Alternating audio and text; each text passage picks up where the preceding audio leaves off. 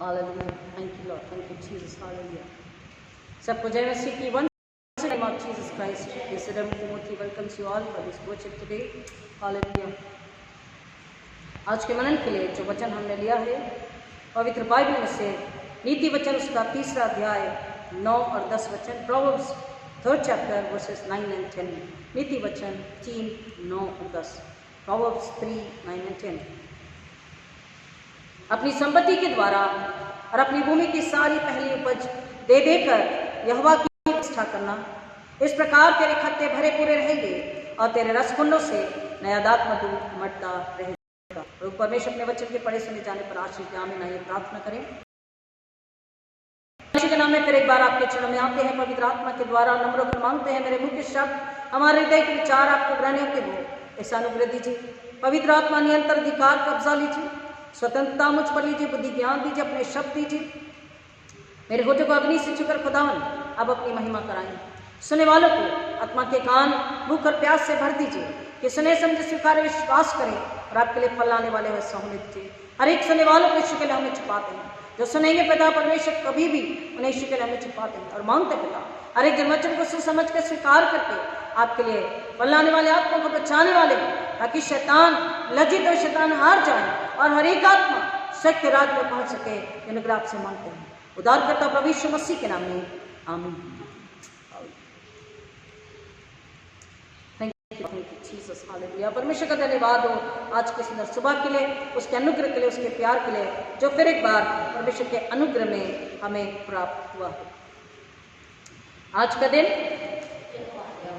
यहोवा ने बनाया है, जैसे हम कहते हैं, हम उसमें मग्न और आनंदित हो। केवल यहोवा परमेश्वर यीशु मसीह पवित्र आत्मा ये है, इनका अनुग्रह है। इस वजह से हम आज अपनी आंखों को खोल सके, हम जिंदा उठ सके और हम उसके पवित्र भवन में आराधना के लिए आ सके। प्रियो, मैथोडिस्ट कैलेंडर के अनुसार हार्वेस्ट फेस्टिवल जो है, और हमने इस मौसम के चलते बहुत सारे समय की समस्या को देखते, जगह की समस्या को देखते हुए हमने जो निर्णय लिया कि जिस तरह से हम हार्वेस्ट फेस्टिवल मनाते वैसे नहीं, परंतु किसी और तरीके से हम इसे मनाएंगे। लेकिन परमेश्वर का वचन इस बात के लिए हमें क्या आज्ञा देता है वो हम समझने सुनने की कोशिश करेंगे और अपने आप को परमेश्वर के चरणों में समर्पित करेंगे। नीति वचन 3:9-10 को हमने जो पढ़ा, यहाँ पर वचन बताता है अपनी संपत्ति के द्वारा और अपनी भूमि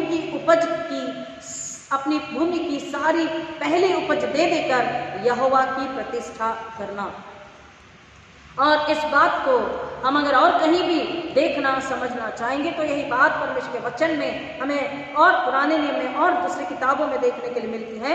एक्सोडस 34:22, 23:19 का भी, यानी कि निर्गमन 24:22 में कह रहा है, पहले लवे हुए गेहूं का पर्व को मनाना और परमेश्वर की महिमा स्तुति धन्यवाद करना।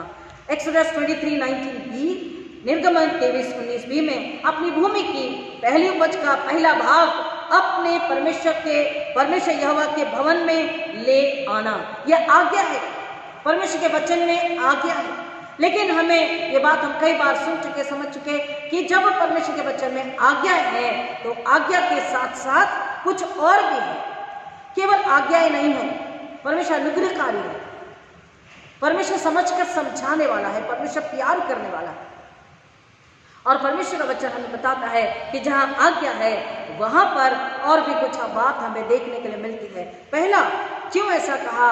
पहला तो हमें यहाँ पे समझना है कि ताकि परमेश्वर की क्या हो, महिमा हो। हर बात में हमें परमेश्वर की महिमा करनी है। और दूसरा, हमें परमेश्वर का धन्यवाद करना है। तीसरा, हमें परमेश्वर की आराधना करनी है। भजन संहिता 100 का भी हमने पढ़ा। क्या है भजन संहिता 100 में? हम उसकी चरागाह की भेड़ें हैं, उसके फाटकों में धन्यवाद, उसके आंगनों में स्तुति करते हैं। जब हम धन्यवाद स्तुति करते हैं तो ये धन्यवाद स्तुति हमें आराधना की ओर लेकर के जाते हैं। ये धन्यवाद स्तुति हमें कहां लेकर के जाते हैं? आराधना के लिए। और परमेश्वर की आराधना स्तुति धन्यवाद हमारा फर्ज है। ये सारी पृथ्वी के लोगों यहोवा का जय जयकार करो, आनंद से यहोवा की आराधना करो, जय जयकार करते हुए इसके सम्मुख आओ। हर बार हर आशीषों में हमें परमेश्वर का धन्यवाद करना है। जब हम फसलों को हम बीज बोते हैं और फसलों को जब काटते हैं तो परमेश्वर हमें इस बात की आज्ञा दे रहा है कि प्रथम उपज की प्रथम फल, पहला भाग परमेश्वर के चरणों में रखना। इसका मतलब जब हम किसानों को देखते हैं, जब वो बीज बोते हैं बड़ी आशा के साथ में, पुरातना विश्वास के साथ में कि हमें इसकी फसल मिलेगी और बहुतायत से मिलेगी। और जब फसल काटने का समय आता है, वो सारे ऋतु में, सारे सीजन में प्रार्थना करते रहते हैं। जब फसल काटने का समय आता है, बड़े आनंद के साथ, उमंग के साथ, जोश के साथ में फसल काटने के लिए वो चाहते हैं। और अगर वहां फसल ना हो तो उनका क्या हाल होगा, उनके हृदय में क्या तकलीफ होगी, ये हम समझ सकते हैं। और जब उस फसल को काटते हैं, परमेश्वर का वचन कह रहा है आशीष, अनुग्रह, बरकत, सुरक्षा, उस बीज पर परमेश्वर का अनुग्रह, बारिश, जितनी बारिश की आवश्यकता है, जितनी धूप की आवश्यकता है, जितनी ठंड की आवश्यकता है, जितनी हवा की आवश्यकता है, सब कुछ हर ऋतु कौन दे रहा है? परमेश्वर। हर आशीष कौन दे रहा है? परमेश्वर। उस बीज को नाश होने से, सड़ जाने से कौन बचा रहा है? परमेश्वर। जानवरों से कौन बचा रहा है? परमेश्वर। चोर डाकुओं से कौन बचा रहा है उन खेत खलिहानों को? परमेश्वर। और जब वो फसल प्राप्त होती है तो परमेश्वर कह रहा है कि तू धन्यवाद कर, स्तुति, आराधना कर, उसकी महिमा स्तुति कर और तू क्या उसका प्रथम फल परमेश्वर के चरण में समर्पित कर। क्योंकि जब हमने दसवांश पे वचन सुन चुके हैं, जब हम अपना दसवांश परमेश्वर के चरण में समर्पित करते हैं धन्यवाद स्तुति के साथ, तो बाकी का 90% आशीषित होता है। शैतानी हमले, शैतानी बंधन पीढ़ियों के साथ। उसी तरह पहली उपज, चाहे वो खेती में फसल हो, अनाज हो, सब्जियां, फल हो, फूल हो या जानवर हो। लोग पोल्ट्री फार्म का बिजनेस करते हैं, बकरी पालन करते हैं, तो मछलियों का बिजनेस करते हैं। कई तरह के जो बिजनेस है, जो उत्पन्न है, पहला उत्पन्न परमेश्वर है, उसके चरणों में हमें बड़ी आदर के साथ में, आनंद के साथ में, बड़ी श्रद्धा के साथ में, प्रेम के साथ में, भय के साथ में और उदारता के साथ में समर्पित करना। क्यों? जब हम ऐसा करते हैं तब हम परमेश्वर को बताते हैं what is my priority, what is your priority. परमेश्वर के लोगों ने प्राथमिकता किसको दी है? प्रथम स्थान किससे दिया है? पहला स्थान किससे दिया है? पहला महत्व, पहला आदर, प्रेम किसको दिया है? अब दूसरा यहाँ पर हम देखते हैं, जब हम धन्यवाद स्तुति करते तो हमें आराधना के लिए प्रेरित करता है और हमें आराधना करना जरूरी है। इस सब्जेक्ट में नहीं है जो मैं आपको उदाहरण देने जा रही हूं, लेकिन धन्यवाद के विषय जरूरी है। जब 10 कोढ़ी यीशु मसीह के पास आए, हे दाऊद की संतान हम पे दया कर, लूका 17 में, तो 10 कोढ़ियों को उसने बोला जाओ याजकों को दिखाओ। रास्ते में जाते जाते चंगे हो गए, लेकिन उनमें से एक ही दौड़ कर लौटा और ऊंची आवाज में उसने यीशु की महिमा स्तुति करी।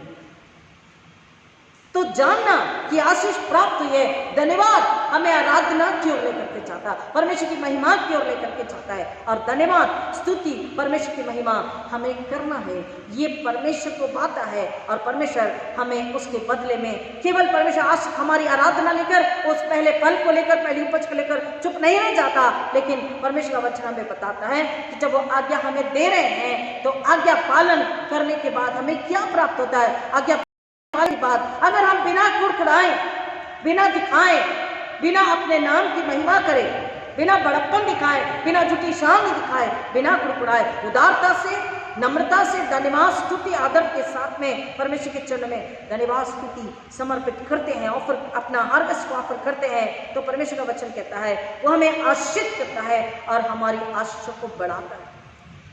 हम वचन को देखते हैं लय व्यवस्था 26वें अध्याय में 1 से 5 में, परमेश्वर का वचन हमें बताता है। लय व्यवस्था को हम पढ़ेंगे, लय व्यवस्था 26 1 से 5।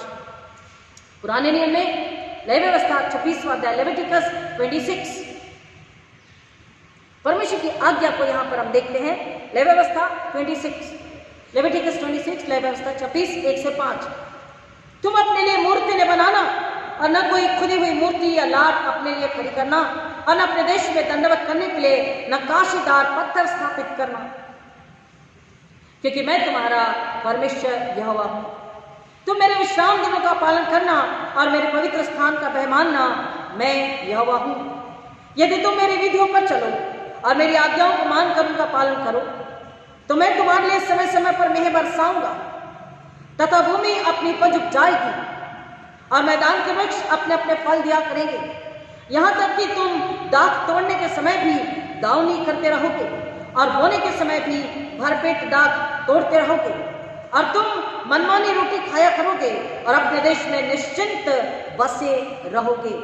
ये परमेश्वर का क्या है? वायदा है। This is the promises of God, Almighty God, and He is faithful in His all the promises, and every time, every moment, in every situations.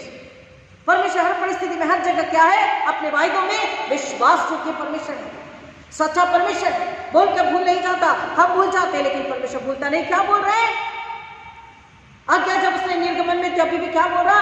मैं तेरा यहोवा परमेश्वर हूं। निर्गमन 3 में भी वही बोल रहा, मैं तेरा यहोवा परमेश्वर हूं।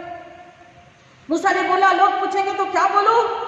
बोला तू कहना I am that I am, मैं जो हूं सो हूं। और वो मैं जो हूं सो हूं परमेश्वर, I am that I am God, वो कह रहा है तुम अपने लिए कोई मूर्ति कूद कर न बनाना, अपने लिए कोई मूर्ति नहीं डालना, ना अपने लिए कोई लात खड़ी करना और ना ही अपने देश में दंडवत करने के लिए कोई नक्काशीदार पत्थर स्थापित करना। आज हम देखते हैं चारों तरफ नक्काशीदार पत्थर है, मूर्तियां हैं। बाइबल के अनुसार अगर हम चलते हैं तो हमारे अपने भाई बहन, ये बहुत कड़वी बात है लेकिन यह हकीकत है। हम जो याजक ने हमारा फर्ज है बताना कि हमें मूर्ति किसी भी प्रकार की नहीं रखनी है। जो जीसस, सो कॉल्ड जीसस का फोटो घर में लगाते वो भी नहीं, क्रॉस पर जो जीसस की मूर्ति रहती वो भी नहीं, और लोग कहते हैं कि माता मरियम उसकी मूर्ति रखते हैं, वहां लाइट जलाते हैं, कैंडल जलाते हैं, वो भी नहीं। क्यों? कि वो भी एक प्रकार की मूर्ति है। मरियम को परमेश्वर चुना एक नम्र पात्र होने के लिए, क्योंकि पात्र होने के लिए वो धर्मी थी, आज्ञाकारी थी, परमेश्वर का भय मानने वाली थी। परमेश्वर ने उससे चुना कि वो परमेश्वर के बेटे को पवित्र आत्मा के द्वारा जन्म दे सके, और मरियम ने पवित्र आत्मा के द्वारा उद्धारकर्ता यीशु को जन्म दिया। उसके बाद मरियम ने पवित्रता का ही जीवन जिया, लेकिन यूसुफ के साथ अपनी जिंदगी गुजर बसर करी। मरियम पूजने के योग्य नहीं है। अगर पूजने के योग्य होती तो यीशु कहते हे माता मरियम, लेकिन यीशु ने क्या बोला? हे नारी। इस दुनिया में यूहन्ना आया, यूहन्ना ने अपनी सेवा करी, यूहन्ना का सिर काट दिया गया क्योंकि यूहन्ना सच्चाई बताई, व्यभिचार नहीं करना, तो उसका सिर काट दिया गया। हर एक की अपनी सेवा है, हमारे जीवन की बुलाहट है, एक उद्देश्य के साथ में मसीह जीवन हमें दिया गया, मसीह नाम हमें दिया गया। परमेश्वर ने हमें चुना है, बुलाया और चुना और भेजा है एक उद्देश्य के साथ में। मरियम का उतना जो सेवा की, इसका मतलब वो नहीं पूजने के योग्य, आराधना के योग्य, महिमा के योग्य, आदर के योग्य केवल यीशु मसीह उद्धार करता है। God the creator, God the redeemer, God the sustainer.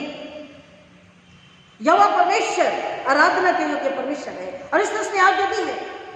हम किसी भी प्रकार की दूसरा मूर्ति हम अपने सामने, जैसे बोला पहली उपज का पहला फल परमेश्वर के चरण में रखना, लेकिन हम पहली उपज धन्यवाद स्तुति आराधना के साथ उसके चरण में अगर नहीं रखते, अपनी गाय का 10वां पहला फल अगर उसके चरण में नहीं रख रहे, अपने घराने को सेवा के लिए, आराधना के लिए समर्पित नहीं कर रहे, इसका मतलब कुछ तो हमें रोक रहा है, और जो हमें रोक रहा है that has taken the form of idol, an idol.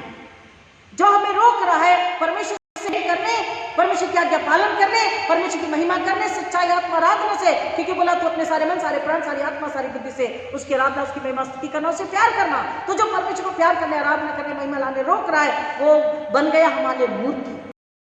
Literally घर में मूर्ति रख के पूजा नहीं कर रहे, लेकिन एनीथिंग एंड एवरीथिंग, संसार का झूठा आनंद जिसके बेस पर सारी जिंदगी, अपूर्ण अधूरा आनंद जिसके बेस पर सारी जिंदगी, जिसकी नींव पर सारी जिंदगी हम अपनी जिंदगी को गुजार बसर करना चाहते हैं, बिना परमेश्वर के अनुग्रह, बिना परमेश्वर के स्वर्गीय आनंद के। और वो भी क्या है? एक मूर्ति, that is a kind of idol, an idol, and we are doing the idol worship.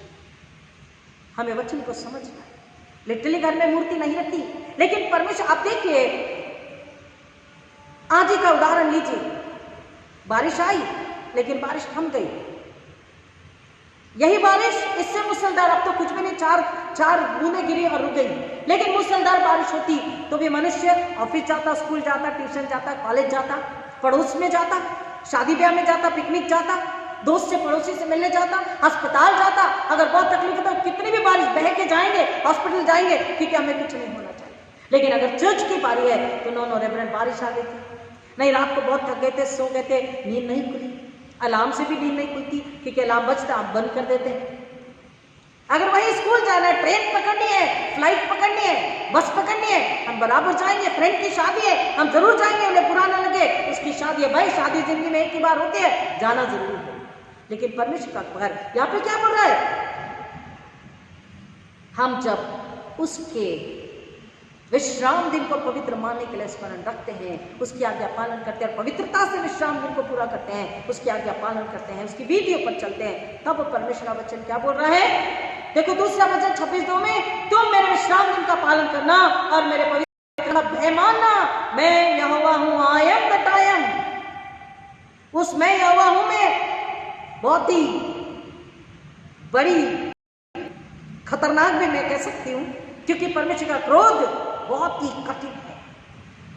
वो दयालु भी है, प्रेमी भी है, क्षमाशील भी है, लेकिन जब हम अनाज्ञाकारी होते हैं, हम उसके ही लोग से जानकर, लाजर को जिसने जिलाया, समुद्र को दबाव जिसने किया, अगर हम प्रार्थना के उत्तर देने वाले, वायदे को पूरा करने वाले, असंभव को संभव करने वाले, सामर्थ्य सच्चे विश्वासियों के परमेश्वर से धोखा अगर करते हैं, तो फिर उसके क्रोध से हम बच नहीं सकते।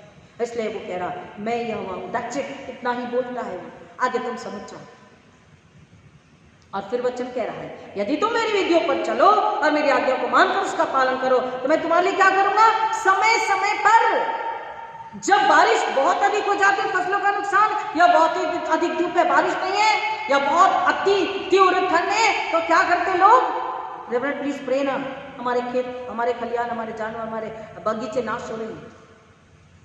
तब चर्च की याद आती है, तब वचन की याद आती है, तब आराधना की याद आती है। क्यों? क्योंकि समय पर मेह नहीं आ रहा, बराबर धूप नहीं है, बारिश नहीं है, ठंड नहीं है। ये क्यों हो रहा है? क्योंकि परमेश्वर का तो वायदा है, वो तो दयालु परमेश्वर है, वो देने वाला परमेश्वर है, आश्रित करने वाला परमेश्वर है, सुरक्षा देने वाला परमेश्वर है, सुधि लेने वाला परमेश्वर है, उपाय निकालने वाला परमेश्वर है, प्रयोजन करने वाला परमेश्वर है। फिर जब ऐसा हो रहा है तो क्यों?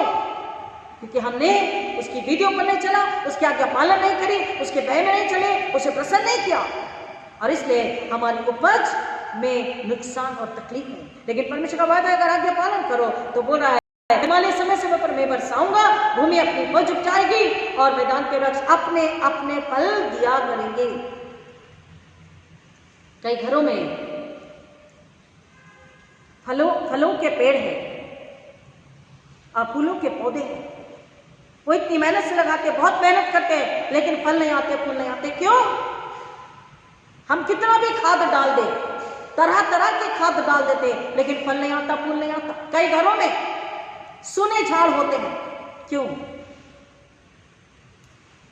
कभी आपने सोचा? क्योंकि छोटा भी पौधा जब हम लगाएंगे तो वो फलना चाहिए, और अगर वो नहीं हो रहा, इसका मतलब क्या है, हमने आज्ञा पालन में चूक गए, हम आज्ञा पालन करना भूल गए, हमने परमेश्वर को प्रसन्न नहीं किया, उसकी आज्ञा का पालन नहीं किया। जब परमेश्वर की आज्ञा पालन करते हैं तो वो जो पौधा है, वो जो पेड़ है, उसमें फूल और फल आना जरूरी है, क्योंकि वो परमेश्वर की आशीष को दर्शाता है, परमेश्वर की सामर्थ को दर्शाता है, परमेश्वर के हाथों के कामों को दर्शाता है। क्योंकि सृष्टि में परमेश्वर ने सब कुछ दिया है, और सृष्टि उसकी आज्ञा का पालन करती है, उसके आवाज को, उसके शब्द को पहचानती है। वचन कह रहा है, तुम्हें किसी बात की गति कमी नहीं होगी। लोग 50,000, 60,000, 80,000, 1 लाख भी कमाते हैं, लेकिन फिर भी कर्जे में जीते हैं, उधार लेते हैं। कई ऐसे लोग हैं आज, कई ऐसे लोग हैं जो बड़ी पॉलिटिक्स जिन्होंने करी कलीसिया में, आज भी अपने नाम को बड़ा घमंड के चलते चर्च छोड़कर चले गए। उन पर मेरा पैसा है, उन्होंने मुझसे पैसा लिया, आज तक नहीं लौटाया। रेवरेंड मैं ट्यूसडे देता हूं, आज तक पैसा नहीं लौटाया। इतना कमाकर, उनके भाई, उनके बच्चे इतना कमाकर वो कर्ज में है। क्यों? कई लोग बोटी को तरसते, जिंदगी भर मटन चिकन खाते, फिर भी बोटी को तरसते। सनराइज वर्शिप में अंडे के लिए झगड़े होते हैं। क्यों? हम तृप्त नहीं है। वचन कह रहा, तुम थोड़ा भी खाकर तृप्त होगे अगर तुम खुदा में हो, परमेश्वर में, उसी मसीह में हो।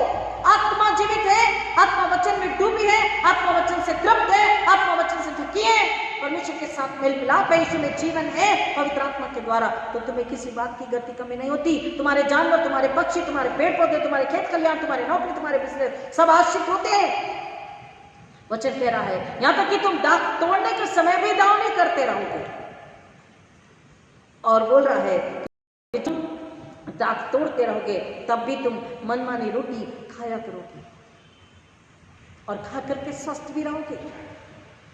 तुम्हें बीमारी नहीं होगी, बीपी शुगर कोलेस्ट्रॉल नहीं होगा, तुम्हें किसी प्रकार की तकलीफ नहीं होगी और तुम अपने देश में निश्चिंत बसे रहोगे, अपने घर में, अपने देश में, नगर में। क्यों? क्योंकि तुमने परमेश्वर की आज्ञा का पालन किया है। लेकिन अगर तुमने परमेश्वर की आज्ञा का पालन नहीं किया तो परमेश्वर का वचन 14 से आगे बताता है, हम जब हार्वेस्ट का समय आता है तो कई लोग घर में रह जाते हैं। कई लोगों ने वायदा किया, आज तक वो एनवेलप उनके हार्वेस्ट के एनवेलप अब तक नहीं आए। कई बार लोग सामान लेके चले जाते हैं, संडे अगले महीने, आज तक उन्होंने नहीं दिया। और उनके जीवनों को मैं जानती हूं उनके जीवन में कैसी आशीष है भी या नहीं। और परमेश्वर का वचन कहता है अगर तुम मेरी आज्ञा पालन ना करो तो फिर क्या होगा?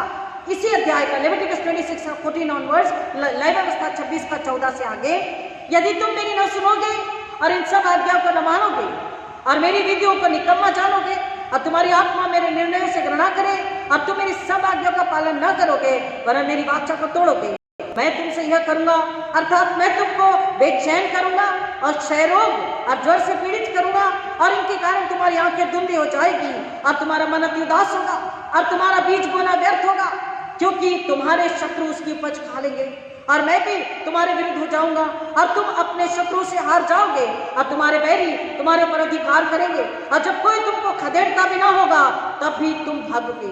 और यदि तुम इन बातों के उपरांत भी मेरी ना सुनो तो मैं तुम्हारे पापों के कारण तुम्हें 7 गुना ताड़ना और दूंगा और मैं तुम्हारे बल का घमंड तोड़ डालूंगा और तुम्हारे लिए आकाश को मानो लोहे और आग और भूमि को मानो पीतल की और तुम्हारे लिए आकाश को मानो लोहे का और भूमि को मानो पीतल की बना दूंगा और तुम्हारा बल अकारण गवाया जाएगा, क्योंकि तुम्हारी भूमि अपनी उपज न उपजाएगी और मैदान के वृक्ष अपने फल न देगी।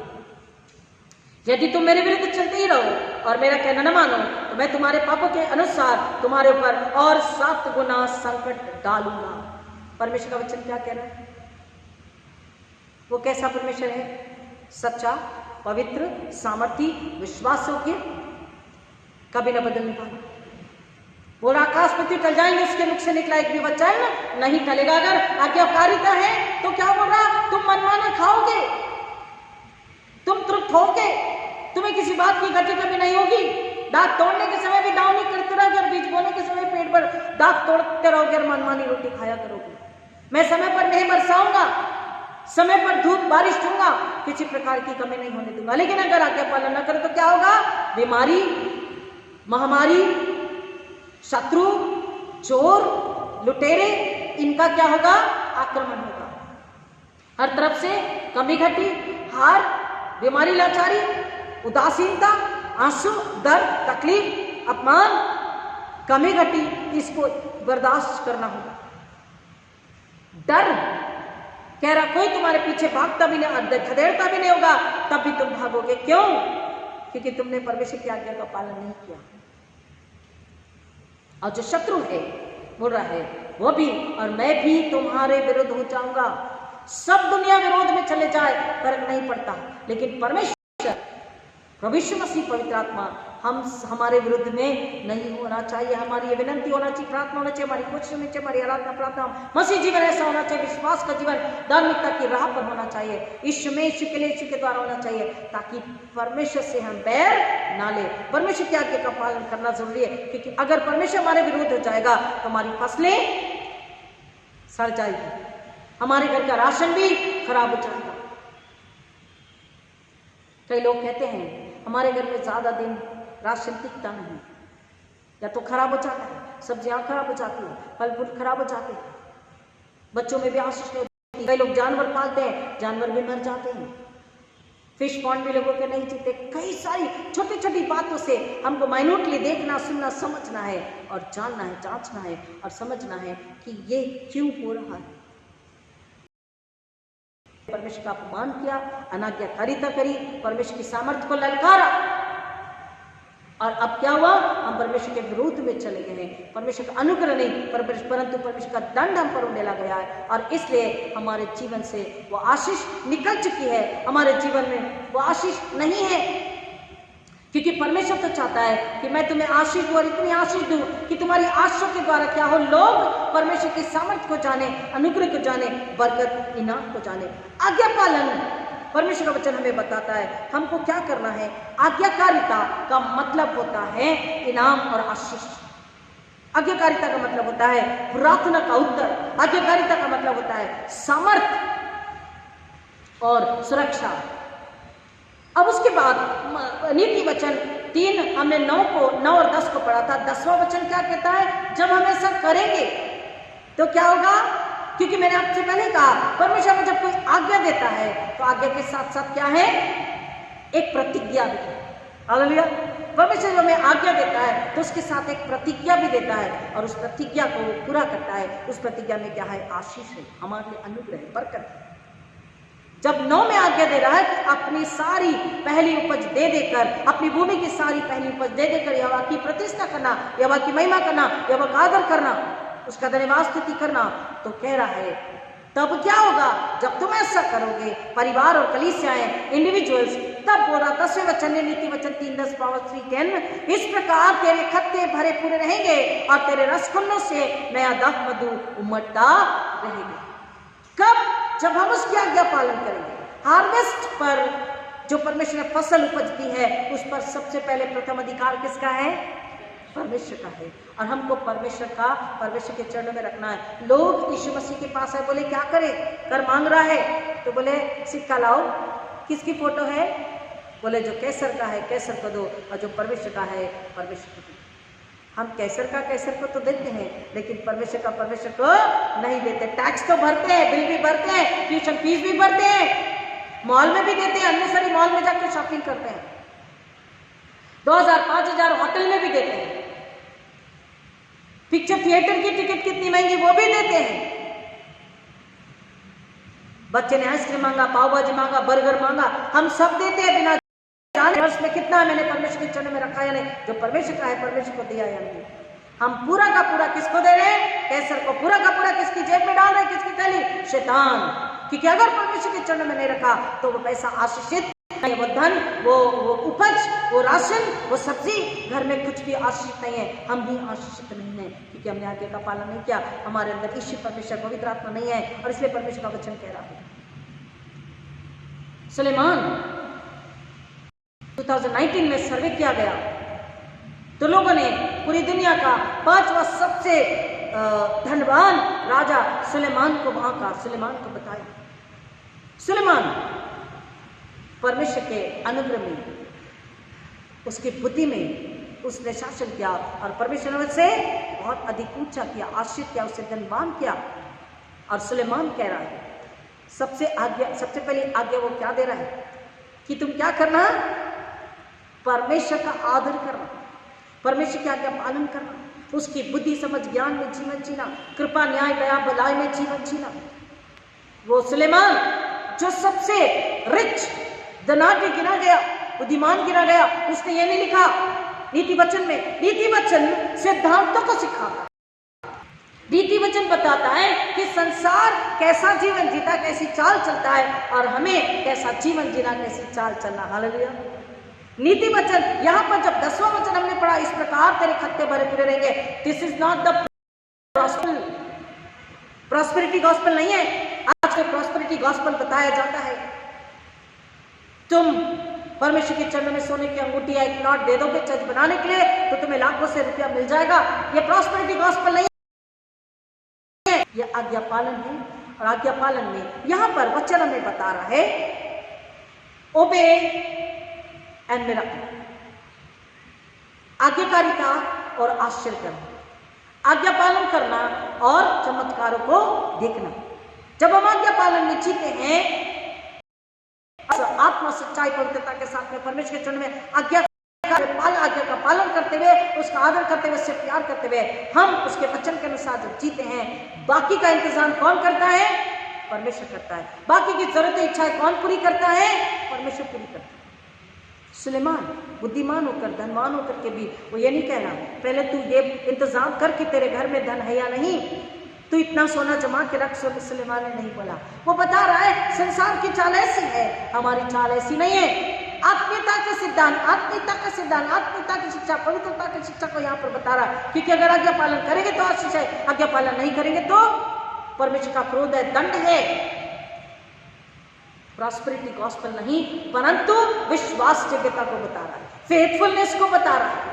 यदि हम में विश्वास है और हम परमेश्वर के साथ विश्वासु है, देन हमारे जीवन में आशीष अवश्य ही बनी रहेगी। और केवल आशीष ही नहीं, परंतु बहुतायत से, क्योंकि तेरे खत्ते भरे पूरे रहेंगे बोल रहा है, क्योंकि ढेर दिन आशीषों से बना रहेगा।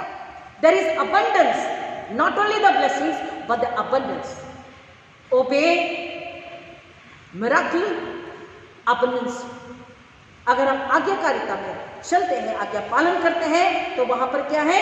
आशीष है, इनाम है, बरकत है, बहुतायत है। Hallelujah. When you obey, there is a blessing, there is miracle and there is abundance. कमी नहीं होती हमारे घरों में, हमारे जीवन में किसी प्रकार की कमी घटी नहीं होती। यीशु मसीह ने स्वयं परमेश्वर का धन्यवाद किया। हम धन्यवाद कितनी बार और किस तरह धन्यवाद करते हैं? ये धन्यवाद है। हार्वेस्ट फेस्टिवल जो मनाते हैं, ऑफरिंग उसके चरणों में अर्पित करते हैं, ये धन्यवाद है। यीशु मसीह ने अपनी हर सेवा में धन्यवाद किया, हर काम से पहले, हर काम के बाद धन्यवाद किया, प्रार्थना पूर्वक परमेश्वर के चरणों में घुटने टिका करके। मत्ती रचित सुसमाचार 14:20 और 15:37 में, मैथ्यू 14:20 और 15:37 क्या बताता है? बहुतायत। वहां पर यीशु मसीह ने 5,000 और 4,000 लोगों को खाना खिलाया। जब 5,000 और 4,000 लोग खाना खा चुके, उसके बाद क्या हुआ? खाना खत्म हो गया, खाना बचा रहा, खाना बचा रहा। This is the blessing, this is the abundance. खाना बचा रहता है। परमेश्वर के विश्वास पर रख करके आशीष में जब जीते हैं, तो परमेश्वर का वचन कहता है, when we trust and offer there is abundance. विश्वास के द्वारा परमेश्वर के चरणों में समर्पित जब करते हैं, वहां पर बहुतायत होती है। हालेलुया, आमीन। विश्वास के साथ, आज्ञाकारिता के साथ हम अपने हार्वेस्ट को परमेश्वर के चरणों में रखते हैं। वचन कह रहा है वहां पर बहुतायत होता है। There is an abundance. और पीढ़ी दर पीढ़ी होता है। हमारा फर्ज आज्ञा पालन, परमेश्वर का फर्ज चमत्कार। Our role is to obey and God's role is to perform the miracle.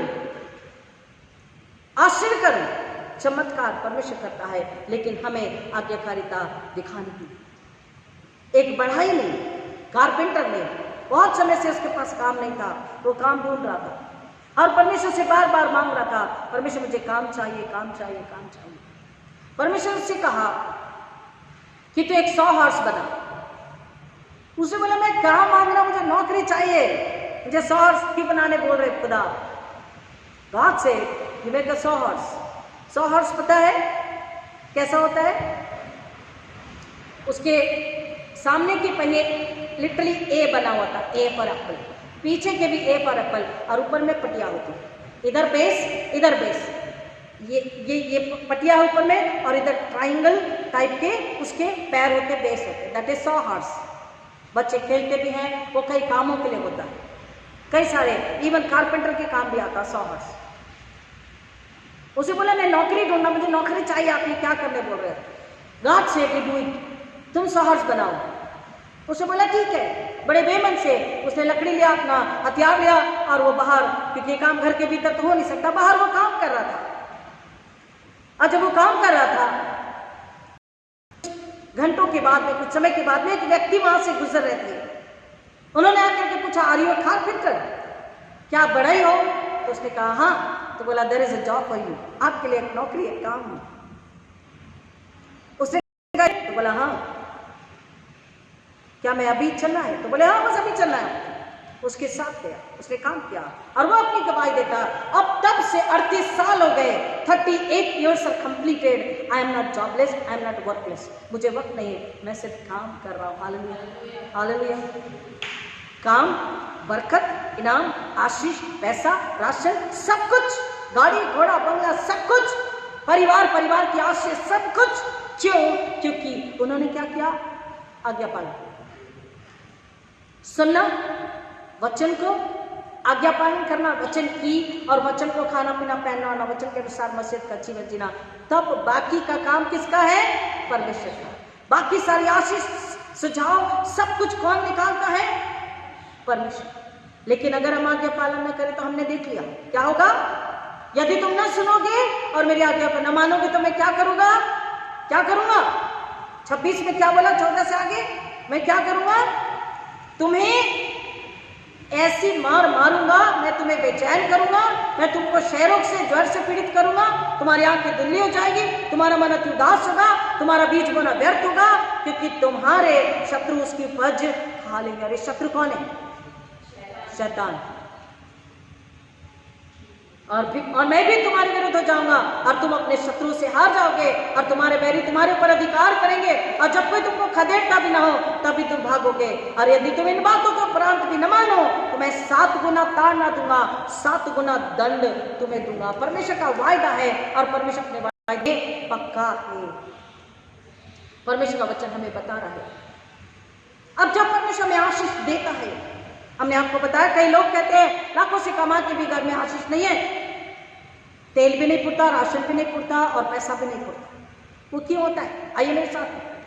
क्योंकि आज्ञा पालन नहीं है, परमेश्वर की बुद्धि नहीं है, परमेश्वर की समझ नहीं है, परमेश्वर के लिए देना नहीं है, परमेश्वर के लिए नम्रता नहीं है, परमेश्वर के लिए आज्ञाकारिता और प्रेम नहीं है। इसलिए नीति वचन 21 और 20, प्रोवर्ब्स 20 नीति वचन 21 और 20, यहाँ पर वचन बोल रहा है बुद्धिमानी से जो आशीष परमेश्वर हमको देता है उसको समझ और बुद्धिमानी और भय के आदर के साथ में जब हम खर्च करते, इस्तेमाल करते हैं। देखिए वचन क्या बोल रहा है, नीति वचन 21-20, प्रोवर्ब्स 21-20, बुद्धिमान के घर में उत्तम धन और तेल पाए जाते हैं, परंतु मूर्ख उनको उड़ा डालता है। बुद्धिमान के घर में उत्तम धन और तेल पाए जाते हैं, परंतु मूर्ख उनको उड़ा डालता है। जब हमारे पास पैसा होता है, परमेश्वर का वचन कह रहा है, तो हमको क्या करना है? वचन हमें बता रहा, पहले परमेश्वर के चरणों में दशवांश, धन्यवाद, स्तुति, हार्वेस्ट, होम मिशन, जो भी परमेश्वर की आज्ञा है हमको पूरा करना है। और बिना कुड़कुड़ाए, बिना दिखाए बताए, एक हाथ का पता दूसरे हाथ को भी ना हो। कितनी बार परमेश्वर हमें लाखों से रुपया देता है, हम उसका धन्यवाद दशवांश परमेश्वर के चरण में नहीं रखते। अब हमें आशीष मिली, चंगाई मिली, सुरक्षा मिली, आने जाने में परमेश्वर ने एक्सीडेंट से, मौत से बचाया, बीमारी से बचाया, पढ़ाई लिखाई में बुद्धि ज्ञान दिया, हम धन्यवाद और दशवांशों को परमेश्वर के चरण में समर्पित नहीं करते। कुछ नई आशीष मिली, नया आशीर्वाद हुआ, हम परमेश्वर के चरण में धन्यवाद की भेंट अर्पित नहीं करते। हार्वेस्ट फेस्टिवल मैंने आपको बताया कई बार, इतने सालों का, 26 साल का एक्सपीरियंस है, आधे में से उठ के चले जाते हैं। लोग ले लेते हैं लेकिन उसका पैसा आज तक, कई लोग हैं, मैंने बताया मेरा पैसा लोगों ने अब तक नहीं दिया। नाम बड़े हैं लेकिन उनके घरों में आशीष नहीं है। क्यों? क्योंकि जो देने वाला है, जो आशीष देने वाला, आशीष करने वाला है, जो रक्षा करने वाला है, जो संभालने वाला है, जो संजो के रखने वाला है, वही आपके अंदर, आपके घर में, आपके जीवन में, आपके शरीर आत्मा में, आपकी कमाई में, आपके ऑफिस में, आपकी गाड़ी में, आपके मोबाइल में, आपके पर्स में, आपके किचन में, आपके घर में नहीं है, आपके रिश्तों में नहीं है, आपकी बातों में, आपकी सोच विचार में, आपके आत्मा हृदय में, आपके शरीर में नहीं है। और इसलिए शत्रु बराबर वार करके सब कुछ लूट के ले जाता। कैसे? कईयों के पास यहाँ पे बोल रहा बुद्धिमान, लेकिन दुष्ट क्या करता है? परंतु मूर्ख को उड़ा डालता। मूर्ख क्या करता है? घमंड, दिखावटी, झूठी शान में महंगे महंगे कपड़े, महंगे महंगे मोबाइल, महंगी महंगी घड़ियां, महंगे महंगे मॉल्स के कपड़े, ऑनलाइन कपड़े, और क्या महंगे होटल में खाना खाना, झूठी शान, और फिर शराब और व्यभिचार, लड़कियां, लड़के, इनमें वो क्या करता है? अपना धन उड़ा देता है। मूर्ख इसलिए कहा गया बुद्धिमान के घर में धन, उत्तम धन बोल रहा, बुद्धिमान के घर में उत्तम धन। या उत्तम धन क्या है? समझ का धन, परमेश्वर की बुद्धि का धन, परमेश्वर की सामर्थ्य का धन, परमेश्वर की शांति आशीष का धन, बहुतायत का धन, संतुष्टि का धन, आदर, प्रेम, धन्यवाद, स्तुति की आराधना का धन उसके घर में हुई। और फिर जो आशीष परमेश्वर ने उसे दी है, रोटी कपड़ा मकान, वो भी धन, उसकी कमाई, उसका बिजनेस, उसका खेती बाड़ी, उस पर भी उसका भी धन, उसके घर में उत्तम धन, यानी परमेश्वर की ओर से आशीष उसके जीवन में बनी है। लेकिन और उसके पास कितनी भी तकलीफ संसार में हो, लेकिन उसकी आशीष कम नहीं होती, उसका पैसा कम नहीं होता, बरकतें कम नहीं होती बल्कि बढ़ती, क्योंकि उसने परमेश्वर की आज्ञा का पालन किया। लेकिन मूर्ख जो है, झूठी शान में, झूठे घमंड में, अपने अहम में, दिखावटी बड़प्पन में, लोगों को शान दिखाने की, मेरे पास पैसा है, महंगे कपड़े, महंगे मोबाइल, महंगे का खाना पीना, घूमना फिरना, शराब और व्यभिचार में वो अपना पैसा लुटा देता है और उसके घर में धन और राशन और कपड़ा और उसके घर में बरकत नहीं होती, क्योंकि उसने परमेश्वर का अपमान किया है और शत्रु यानी शैतान को उसने प्रसन्न किया है। तेल, तेल क्या है? केवल खाना जिसे बनाते वो तेल, परंतु तेल का मतलब है परमेश्वर का अभिषेक। हालेलुया। द अनॉइंटिंग, अभिषेक घर में होना जरूरी है। और अभिषेक तब रहेगा जब पवित्र आत्मा वचन के द्वारा जीवन जिएंगे। क्या 2000 और 5000 की शर्ट पहनने, 60,000 व 1 लाख की घड़ी पहनने से ही हम रईस होते हैं और लोग हमको जानते हैं? क्या महंगे मॉल में, होटल में खाना खाने से ही लोग हमको जानते हैं? क्या बड़ी पार्टी देने से ही लोग हमको जानते हैं? क्या बड़ी गाड़ियों में घूमने से ही लोग हमको जानते हैं? ऐसा जरूरी है? हमको दूर दूर तक लोग जानते हैं जब हमें नम्रता होती है, जब हमें सच्चाई होती है, जब हमें ईमानदारी होती है, जब हमें पवित्रता होती है, जब हमें प्रेम और मेल होता है, जब हमें सबसे पहले सच्चाई और धार्मिकता और पवित्रता पाई जाती है, प्रेम और क्षमा पाया जाता है, प्रार्थना आराधना ईश्वर हमें पाया जाता है, लोग हमको वैसे ही पहचानते हैं। वो घड़ी आपके समय को नहीं चलाएगी जब दर्द, तकलीफ, मृत्यु, एक्सीडेंट है, बल्कि 50 लाख की, 30 लाख की घड़ियां मोबाइलों में बचाएगा। वो महंगे टी शर्ट, ट्राउजर्स, साड़ियां, सलवार, कुर्ती हमें बचाएंगे। परमेश्वर का आज्ञाकारिता, नम्रता, पवित्रता, आज्ञा पालन करना, तू अपनी उपज का पहला फल, तू अपने फलों का पहला फल, बीज का पहला फल में समर्पित करना, आदर के साथ आज्ञाकारिता में, तेरे घर में आशीष नहीं बनी रहेगी। परमेश्वर का वचन कहता है आखिरी कि तू जब अपनी फसलों को काटे और फसलों को जब तू लेकर के आए तो कुछ अगर वहां छूट जाए तो वापस लेने के लिए मत जाना, कुछ गिर जाए तो न उठाना। क्यों? क्योंकि वहां पर से उस तेरे खेत से, तेरे बगीचे से अगर कोई निर्धन गुजरे तो उसका पेट भर सके, वो अपने घर के लिए उठा के ले जा सके। बहुत सारी बालें भी बच जाएं और तुझे लगे बहुत छूट गया तो लेने की वापस मत आना, और गिर गया तो उठाना मत, तू छोड़ दे, ताकि निर्धन लोग और पक्षी लोग भी, गरीब लाचार भूखे उसमें से खा सके। डियूटेरोनोमी 24:19 में ये बात है। व्यवस्था विवरण 19 और लय व्यवस्था 19:9 से 10 में ये बात कही गई। हमें फसलों की कटाई के समय, उसको उठाते समय, लाते समय हमको ध्यान रखना है कि जरूरतमंद लोग हैं, भूखे प्यासे हैं, निर्धन है, गरीब लाचार है, उन्हें भी बहुतायत से परमेश्वर आश्रित करता है। जब देखिए हमको लगेगा कि अरे बहुत कुछ छूट गया, वापस क्यों ना लेने जाए, हमारा नुकसान है, तो ये वचन निर्गमन, लय व्यवस्था, ड्यूटेरोनोमी 24 और 19, व्यवस्था में 24:19 और लय व्यवस्था 19:9-10 यानी कि लेविटिकस 9:10 हमें बता रहा है हमारा नुकसान दूसरे का लाभ, दूसरे का लाभ तो हमारा डबल लाभ। हालेलुया, आमीन। बाइबल हमें बता रही है हमारा नुकसान दूसरे का लाभ, और अगर दूसरे का लाभ है तो हमारा दोगुना लाभ। क्योंकि जब हम उन फसलों को, उन बालों को, अनाज को, फलों को, सब्जियों को छोड़कर आते हैं तो परमेश्वर का वचन कह रहा है वहां से कोई निर्धन, जरूरतमंद, भूखा प्यासा गुजर रहा है, वो उसे जब लेकर के जाता तो वो क्या करता है? कम ऑन, आपकी बहुत ज्यादा जरूरत है और आपको वो चीज मिली तो आप क्या करेंगे? उसे जमीन में वो बालें मिली, वो फल पौधा, फल सब्जी मिली, उसने उठाया और क्या किया? उसने जमीन से उठाया, हे खुदा तेरा धन है, Lord God, oh God, here you are. I thought you are not there, you are not listening, you are not taking care, but yes Lord, you are there, you are taking care. You're watching me, you're observing me, इसलिए तूने उस व्यक्ति जो यहाँ से गया उसके गाड़ी में से वो कुछ दाने गिरा दिए, या जब वो चुन रहा था, बटोर रहा था, तो तूने उसे आगे दी कि छोड़ दे। वो उठाता है और सर उठा के परमेश्वर का धन्यवाद करता है, महिमा स्तुति करता है। और वो परमेश्वर का धन्यवाद महिमा स्तुति करता आदर आनंद के साथ में, उसकी आत्मा हृदय आनंद से भर गया कि मैं अपने परिवार के लिए, अपनी भूख मिटाने के लिए, अपने परिवार की भूख मिटाने के लिए ये लेकर के जा रहा हूँ। परमेश्वर का इंतजाम मेरे हो चुका है। उसका धन्यवाद परमेश्वर तक पहुंचता है, उसकी मुस्कुराहट, उसका आनंद परमेश्वर तक पहुंचता है। और परमेश्वर हमने वो जो छोड़ दिया था उसकी आज्ञा पालन करके उसके बदले बहुतायत की आशीष वो हमें देता है। हालेलुया, आमीन। परमेश्वर हमारा कुछ भी कर्ज अपने ऊपर नहीं रखता। आज हमें परमेश्वर का वचन बता रहा, जब हम हार्वेस्ट के लिए उसके चरण में आते हैं, अपना हार्वेस्ट उसके चरण में धन्यवाद के साथ समर्पित करते हैं, तो आत्मा सच्चाई से समर्पित करना है, अन्यथा समर्पित तो होगा लेकिन परमेश्वर स्वीकारेगा भी नहीं और आशीष हमें मिलेगी भी नहीं।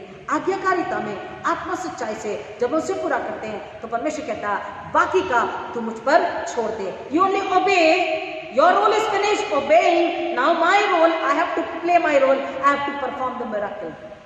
मैं आशीर्वाद करूंगा, मैं आशीष दूंगा, तेरी पीढ़ी दर पीढ़ी मैं आशीष उंडेलता रहूंगा और तेरे जीवन में बहुतायत होगी, घटी कमी नहीं होगी। प्रभु इन वचनों की गहराई में जाने आशीष करे। आइए प्रार्थना करें। खुदा नाम आपका धन्यवाद करते हैं कि आपने हमें फिर एक बार आवाज दी, हमें सिखाया, बताया है कि नम्रता और पवित्रता, आदर आनंद के साथ में, आज्ञाकारिता के साथ में, आपसे प्रेम करते हुए, अपने सारे मन, अपने सारे प्राण, अपनी सारी आत्मा, अपनी सारी बुद्धि के साथ में, अपनी सारी ताकत समझ के साथ में, तन मन धन बुद्धि प्राणात्मा के साथ में हम आपसे प्यार करें।